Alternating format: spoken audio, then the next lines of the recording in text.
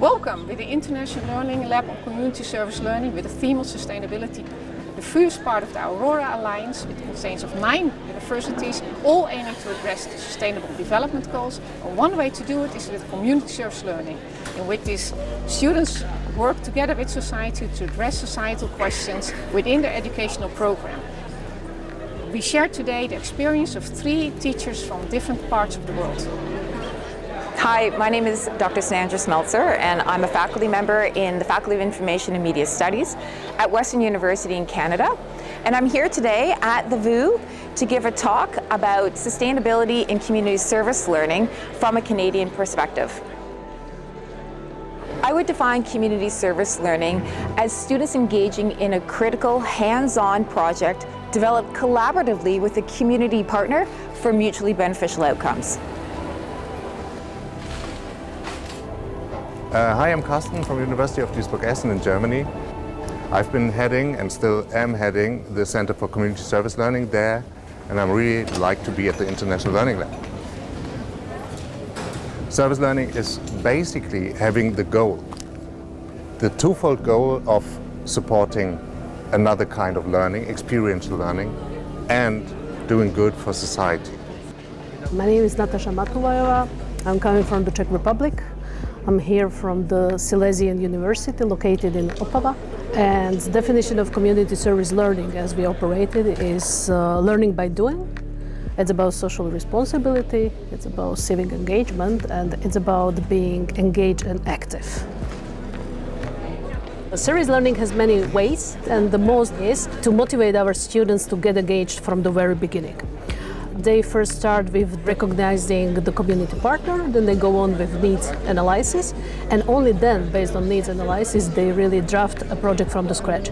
In this way, we also ensure that students feel engaged, because it's not a dictate, it's their choice. Of course, communication with community partners. Mutual learning, not top-down, and definitely shared responsibility. One of my favorite projects that we've worked on was called Think Globally, Act Locally, where we worked with 12 undergraduate and graduate students from 5 different faculties, Indigenous filmmaker, Indigenous elders, as well as the Upper Thames River Conservation Authority to try and find ways to clean up our water courses on campus. There are things that we can do, especially along our water courses, to help buffer against flooding, to stop erosion, restore habitat, and to improve water quality. What was so amazing about this project is that everybody brought different ideas, different capacities, different perspectives, and together we found ways of stopping erosion, cleaning up the waterways, and really honoring the sustainable relationships that we have with Indigenous peoples in our local community. So it was truly interdisciplinary, and I think this is how we can do ethical forms of community engagement both on and off campus. An example of how we do service learning in Duisburg-Essen is a 1-week full-time block seminar where students from all disciplines come together to learn how to do design thinking actually as a method, and they're directly applying that to a community need. We're doing that very much in the context of sustainability, so this year is going to be about using tap water and making more people use tap water. One could argue that service learning was probably invented partly because we want to have sustainable learning in a way that experiences really count and enrich the students' learning experience. But again, if we're looking really closely at service learning formats, it might be more or less sustainable learning we provoke there. Sustainability in ecological, but also in economical and social ways. As a teaching community, educators, we are obliged to cooperate more, to share our experience, to share our research, to share our findings, and in this way enable our students to get the best possible knowledge we can.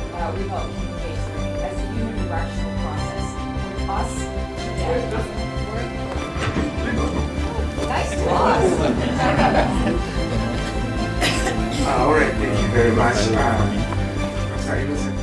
I think you raised something that's really important, and that is the power dynamics. The experience, the expertise lie beyond us, and with, in this case, Indigenous peoples who know way more than I ever will or should ever know about the water courses. Community service learning is growing rapidly, and we have a wide diversity of students who are coming into the classroom, into the university, and who want to do CSL. We're talking first generation students, Indigenous students, international students, LGBTQ students, students with disabilities, racialized students.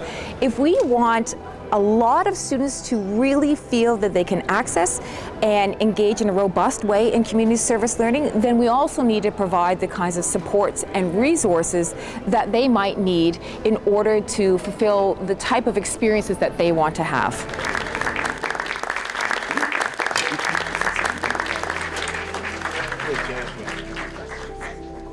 What is lovely also about service learning, that we can actually implement the activities transdisciplinary.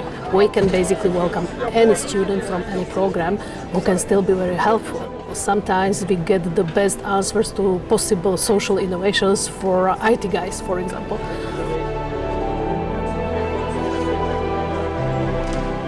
The students are very creative and they can come up with great solutions.